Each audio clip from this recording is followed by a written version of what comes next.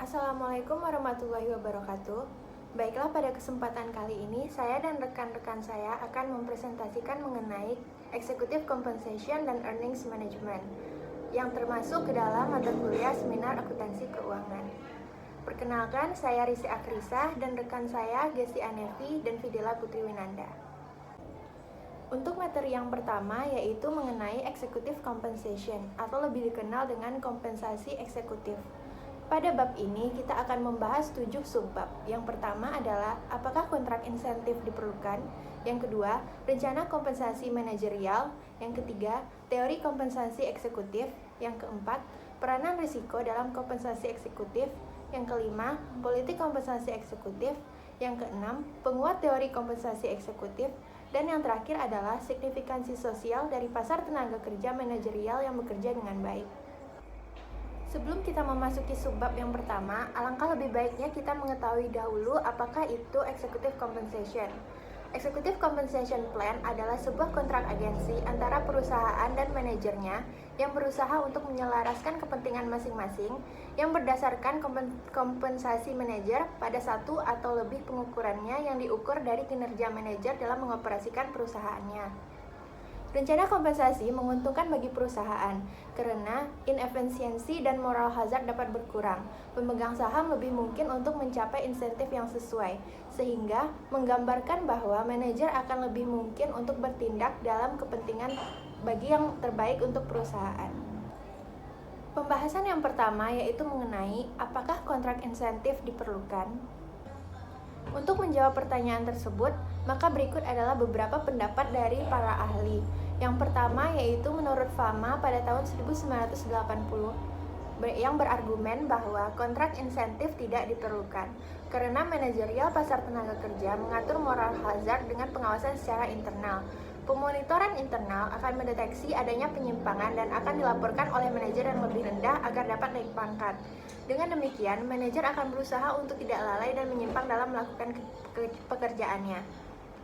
Selanjutnya ada pendapat dari Fellingham dan Glover yang mendukung argumen dari Fama tadi yang berkata bahwa masing-masing manajer mementingkan penambahan pendapatan atas andil mereka dan memikirkan utilitas marginal mereka sebaik ketika manajer lain memutuskan langkah yang memungkinkan juga untuk hal-hal selanjutnya sehingga moral hazard dapat berkurang.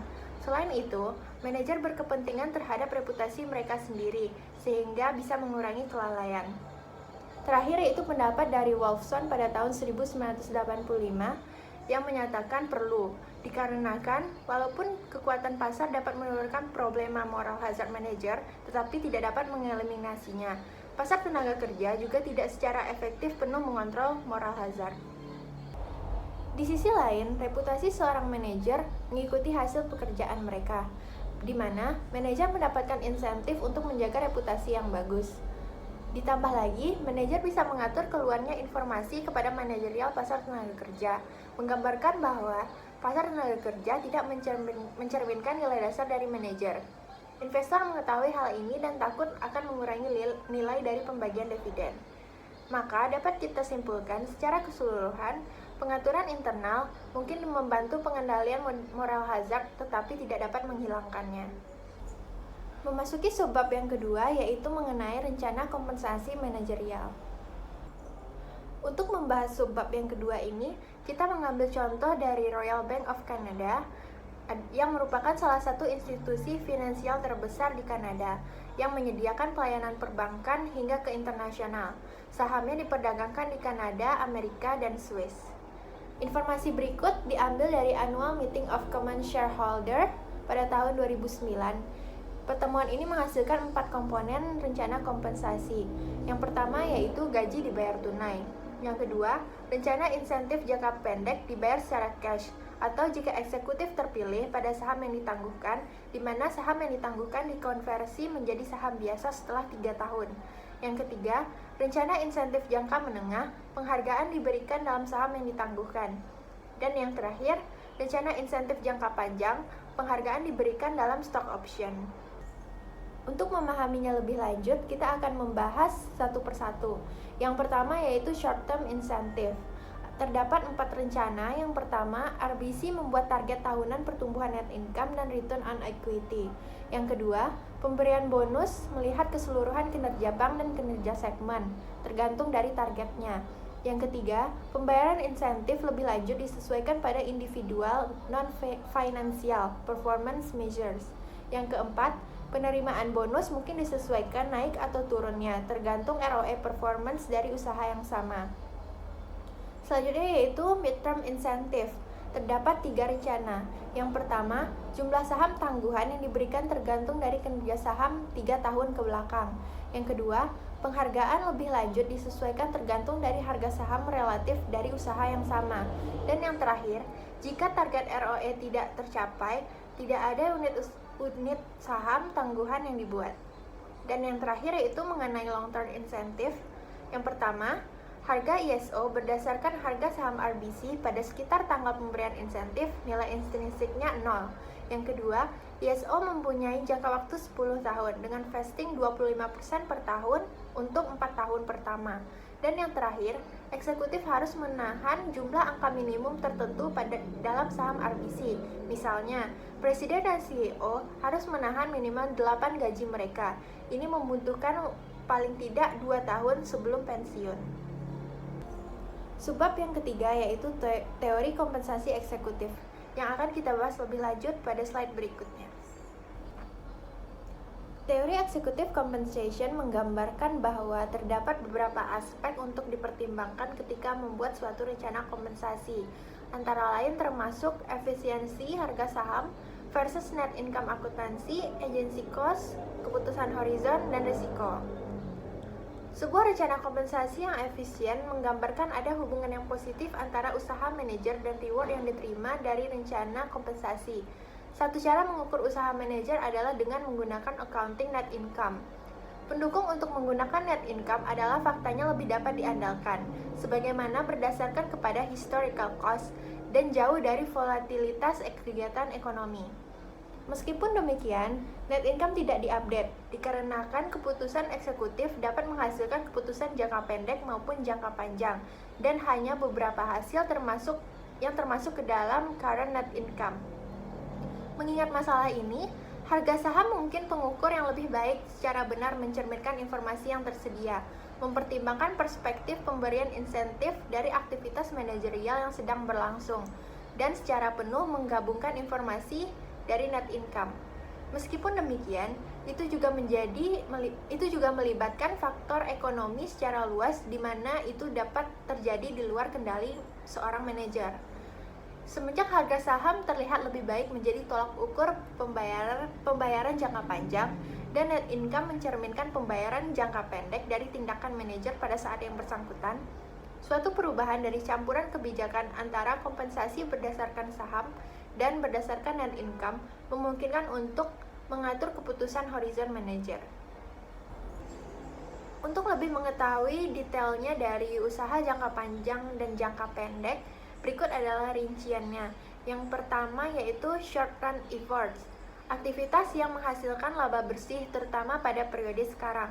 Yang kedua yaitu long run effort, yaitu aktivitas yang menghasilkan laba bersih periode sekarang, dan sebagian besar hasilnya meluas ke dalam periode mendatang. Pengakuan usaha sebagai suatu set aktivitas menunjukkan konsep baru kesesuaian atau kongruensi tentang ukuran kinerja. Subbab yang keempat yaitu peranan risiko dalam kompensasi eksekutif.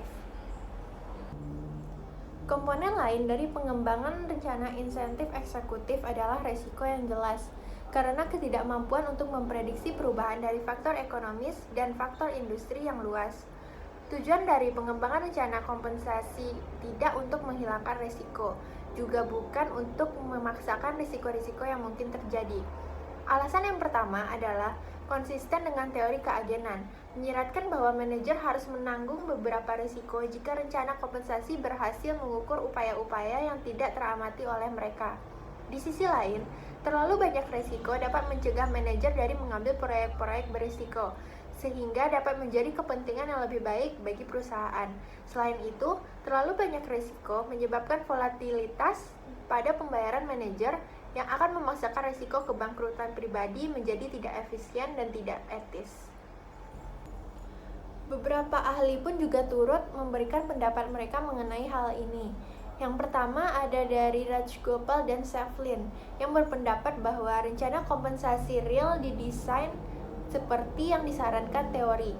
Yang kedua ada dari Lambert dan Lacker pada tahun 1987 yang berpendapat bahwa variabel akuntansi tidak terlihat menjelaskan komponen opsi kompensasi manajer dan walau hadiah insentif jangka pendek didasarkan pada pencapaian individual dan laba bersih, hadiah opsi saham tidak demikian.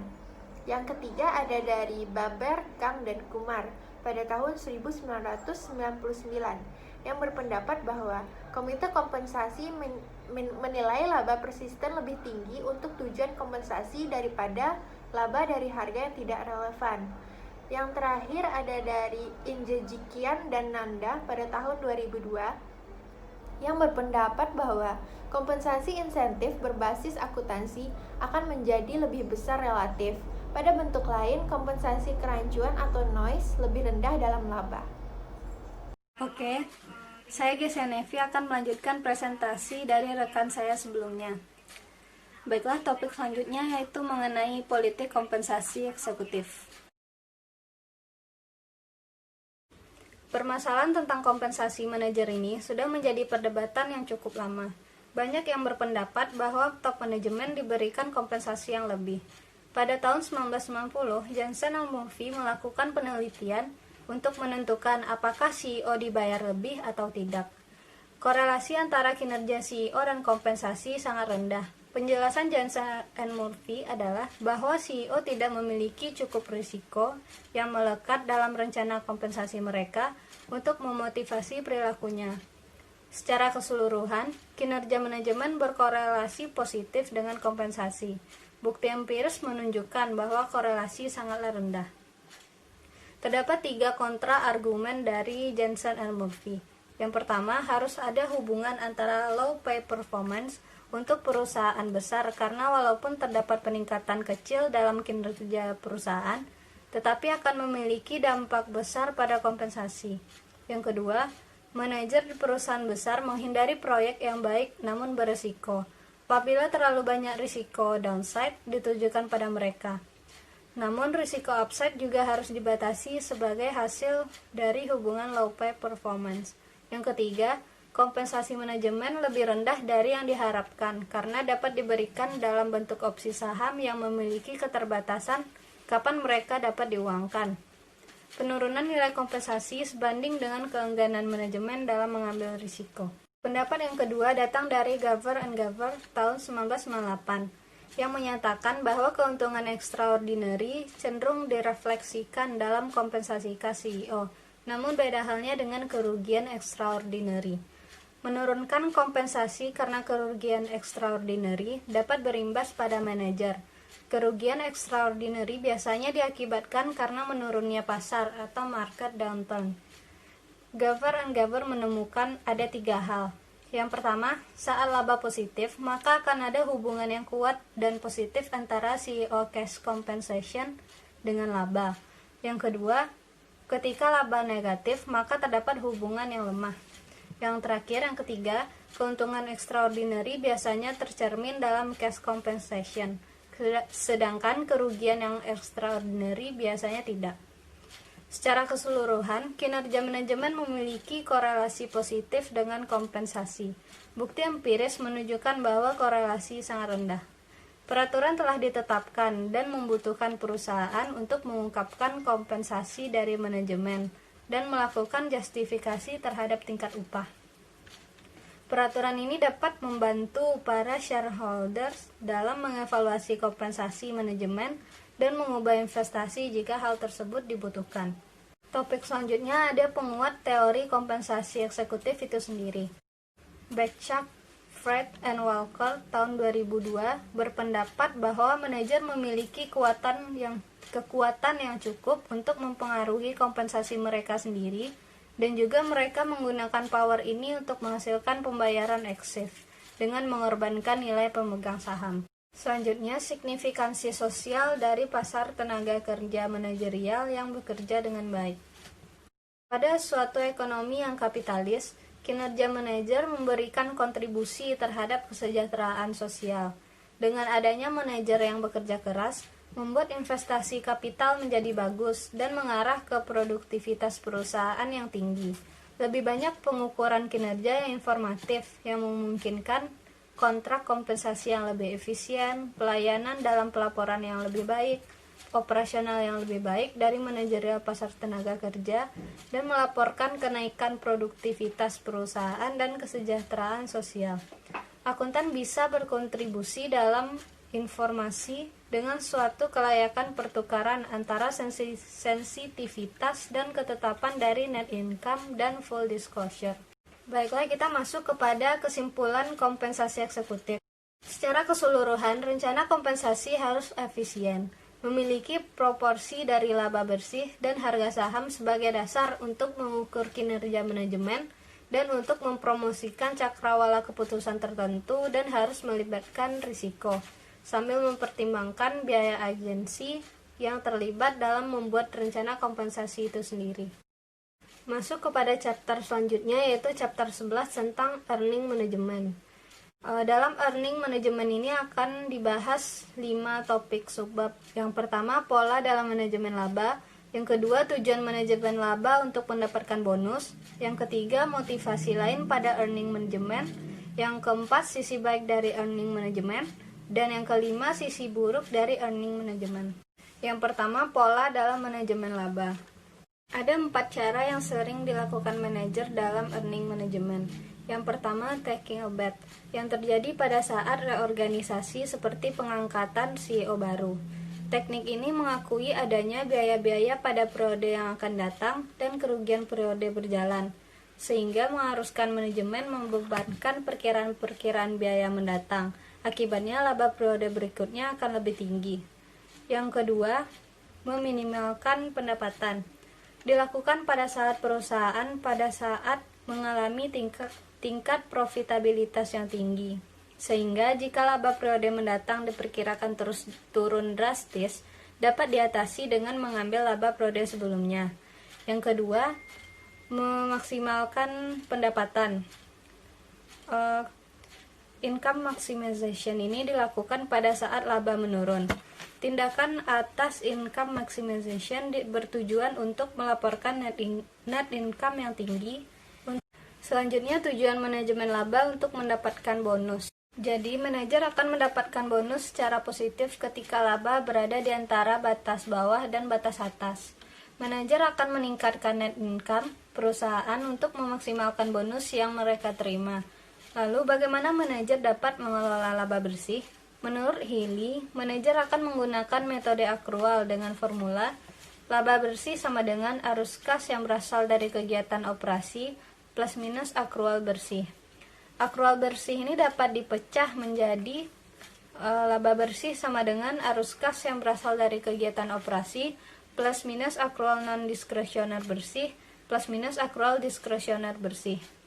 Jadi dari penjelasan yang telah saya jelaskan tadi, penjelasan manajemen laba bertujuan dalam menetapkan bonus, mencapai ekspektasi laba investor agar nantinya investor mau menginvestasikan modal yang akan berpengaruh pada harga saham. Lalu tujuan lainnya adalah penentuan kontrak utang. Ada 4 poin penjelasan akrual. Yang pertama, beban amortisasi. Beban amortisasi ini ditetapkan oleh kebijakan amortisasi perusahaan dan mengestimasikan manfaat asetnya. Yang kedua, ada kenaikan piutang usaha bersih yang berasumsi bahwa terjadi penurunan piutang tertagih. Yang ketiga, kenaikan pada persediaan yang berasumsi bahwa ini berasal dari perusahaan manufaktur yang kuat pada saham selama periode kapasitas produksi yang berlebih. Yang terakhir, penurunan pada utang usaha dan kewajiban akrual yang berasumsi bahwa perusahaan optimis dengan klaim garansi pada produk-produknya yang telah terjadi di tahun sebelumnya. Baiklah, saya Fidela Triminanda akan melanjutkan penjelasan materi terkait manajemen laba, yaitu motivasi manajemen laba. Yang pertama, motivasi kontrak atau perjanjian. Motivasi kontrak ini dikaitkan dengan penggunaan data akuntansi dalam memonitor dan meregulasi kontrak atas perusahaan dan pihak-pihak lain yang berkepentingan, seperti stakeholder.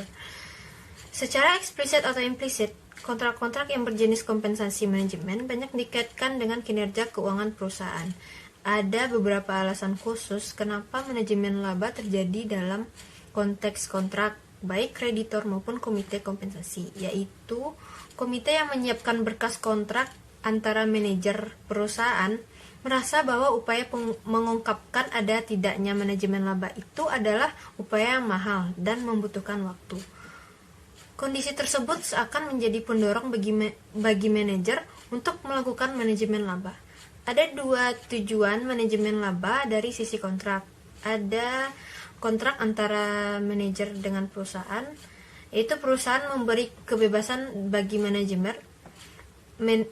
manajer untuk melakukan manajemen laba dengan tujuan agar target perusahaan itu tercapai. Dan yang kedua itu kontrak antara perusahaan dengan kreditor. Kontrak hutang antara perusahaan dengan kreditor pada awal kontrak telah ditentukan. Ada persyaratan-persyaratan tertentu. Adanya pelanggaran pada persyaratan kontrak tersebut akan dikenakan penalti. Untuk menghindari penalti tersebut, maka cenderung harus meningkatkan pendapatan. Selanjutnya yaitu memenuhi motivasi ekspektasi laba investor dan mempertahankan reputasi. Untuk memenuhi ekspektasi investor bisa dalam berbagai cara dan dalam berbagai bentuk. Hal ini bisa didasarkan kepada laba pada periode yang sama, tapi pada tahun yang sebelumnya.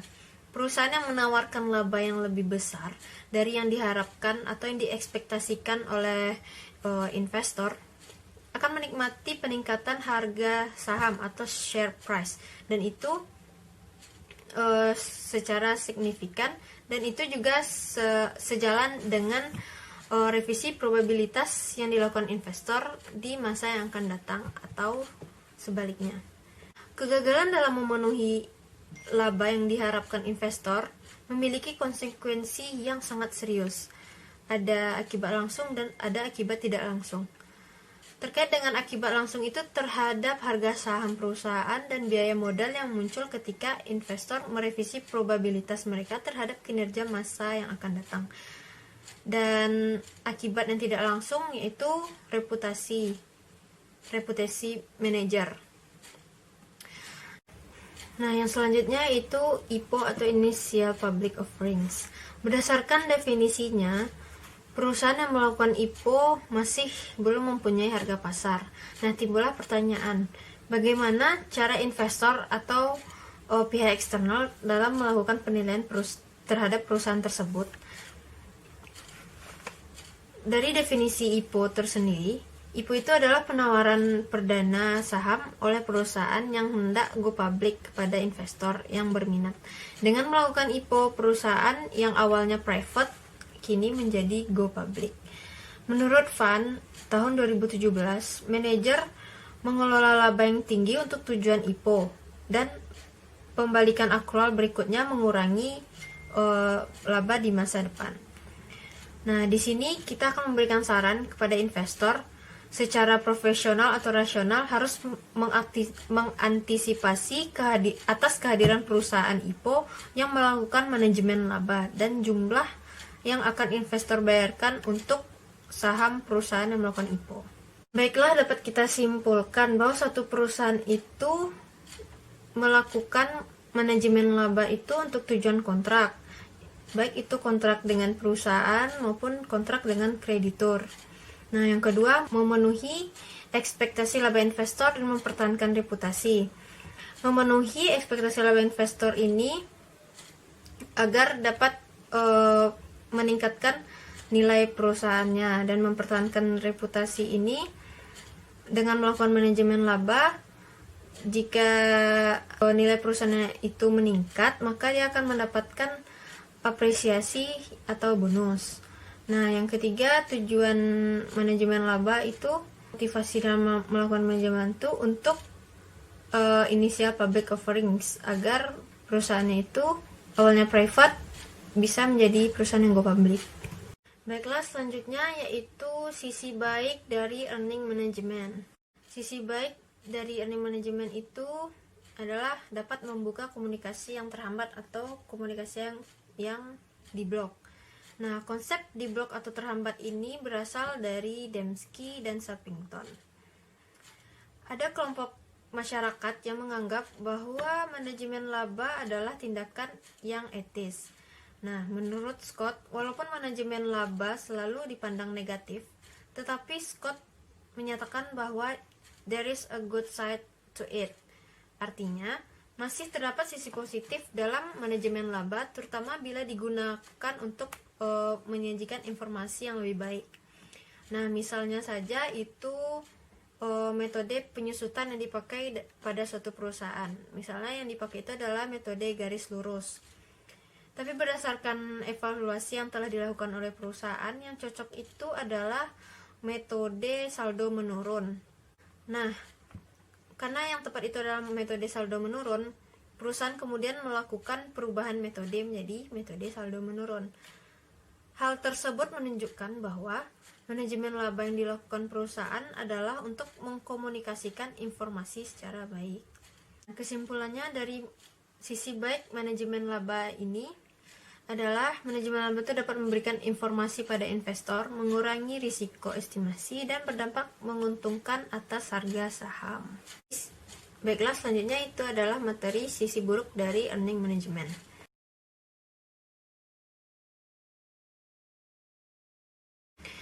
Sisi buruk dari earning management itu adalah manajemen laba opportunistic. Meskipun dalam teori dan bukti dalam penggunaan manajemen laba harus bisa dipertanggungjawabkan, tapi masih ada kejadian yang mengungkapkan adanya bad earning management. Perspektif persetujuan atau contracting perspective dapat menimbulkan opportunistic management behavior. Menurut Eisenhardt, dalam teori agensi terdapat 3 asumsi sifat manusia. Yang pertama, manusia pada umumnya mementingkan diri sendiri atau self-interest. Yang kedua, manusia itu memiliki daya pikir terbatas mengenai persepsi masa yang akan datang. Dan yang ketiga, manusia selalu menghindari risiko. Nah, dari sifat manusia itu, manajer itu sebagai manusia akan bertindak opportunistic, yaitu mengutamakan kepentingan pribadinya.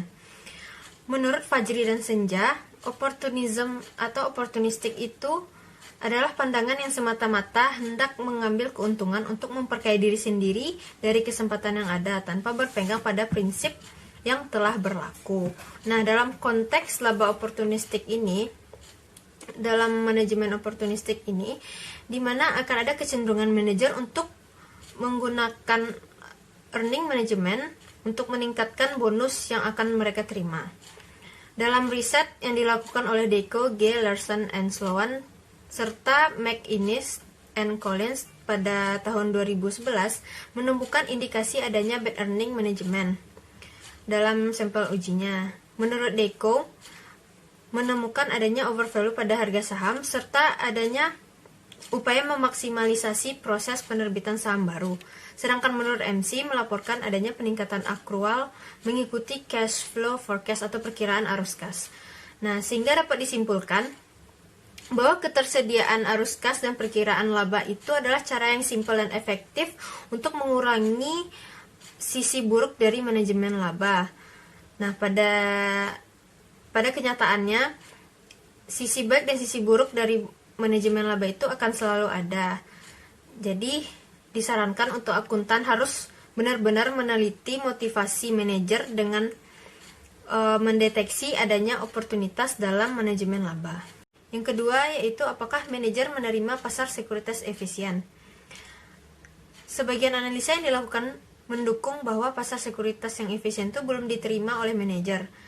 Itu dapat dilihat dari pro forma earning atau pro forma laba, di mana manajer itu menekankan bahwa pro forma laba itu lebih baik dalam menggambarkan kinerja perusahaan dibandingkan dengan GAAP net income. Akan tetapi, karena hanya ada sedikit aturan yang menentukan atau yang mengatur pro forma earning, manajer berusaha untuk membedakan atau menghilangkan item pendapatan dan biaya yang dianggap tidak berguna.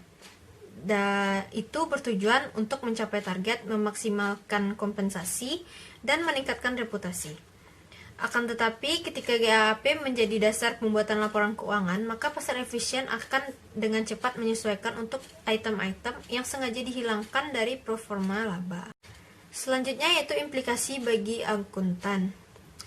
Implikasi bagi akuntan terkait manajemen laba ini, akuntan dapat mengurangi tingkat manajemen laba yang buruk dengan mengungkapkannya ke publik, dan itu dapat dicapai jika akuntan itu meningkatkan pengungkapan yang rendah. Jadi adanya manajemen laba yang buruk itu selalu diungkapkan. Pengungkapan yang berkualitas tinggi membantu investor untuk mengevaluasi laporan keuangan, sehingga mengurangi kerentanan investor bias perilaku, mengurangi insentif manajer untuk mengeksploitasi tata kelola perusahaan yang buruk dan inefisiensi pasar, dan serta mengurangi kemampuan manajemen untuk melebih-lebihkan kinerja. Baiklah, kesimpulan dari earning management. Manajemen laba itu adalah pemilihan kebijakan akuntansi yang dilakukan oleh manajer untuk mencapai tujuan tertentu atau tujuan khusus. Nah, dengan adanya earning management dimungkinkan bahwa pendapatan bersih itu yang benar itu tidak ada, karena GAAP itu tidak sepenuhnya membatasi atau memberikan fleksibilitas bagi manajer untuk melakukan kebijakan manajer dan prosedur akuntansi.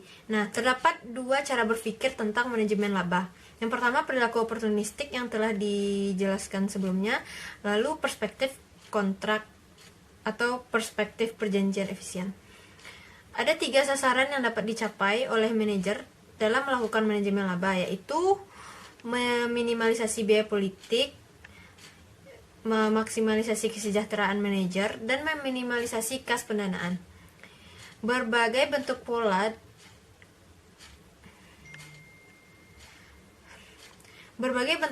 dalam manajemen laba yang telah disampaikan rekan saya sebelumnya, itu ada taking a bet, minimalisasi laba, memaksimalisasi laba, dan yang terakhir income smoothing atau penghalusan income. Itu dapat dilakukan oleh manajemen dengan memanfaatkan peluang yang ada dalam standar akuntansi, seperti penerapan kebijakan akuntansi atau pemilihan metode akuntansi yang digunakan. Seperti yang disebutkan tadi, dengan tidak sepenuhnya GAAP dalam membatasi kebijakan dan prosedur untuk manajer, maka akan ada kemungkinan manipulasi pada pelaporan keuangan. Walaupun hal tersebut menurunkan reliabilitas, manajemen laba berguna apabila memenuhi batas-batas tertentu. Yang pertama, memberi fleksibilitas pada manajer untuk bereaksi terhadap realisasi keadaan yang tidak dapat diantisipasi ketika kontrak bersifat kaku atau kontraknya tidak baik. Yang kedua, manajemen laba dapat berfungsi sebagai komunikasi informasi yang kredibel untuk investor. Nah, 2 argumen ini sudah sesuai dengan versi efisiensi teori akuntansi positif dan pasar sekuritas efisien. Dalam manajemen laba ini, baik buruknya itu tergantung cara penggunaannya. Akuntan, seperti yang telah disebutkan sebelumnya, akuntan dapat mengurangi besarnya manajemen laba yang buruk dengan mengungkapkannya ke publik. Baiklah, sekian penjelasan dari kelompok 13. Jika ada kesalahan atau kekurangan, mohon dimaafkan. Terima kasih sudah menonton video materi ini. Saya akhiri dengan Assalamualaikum warahmatullahi wabarakatuh.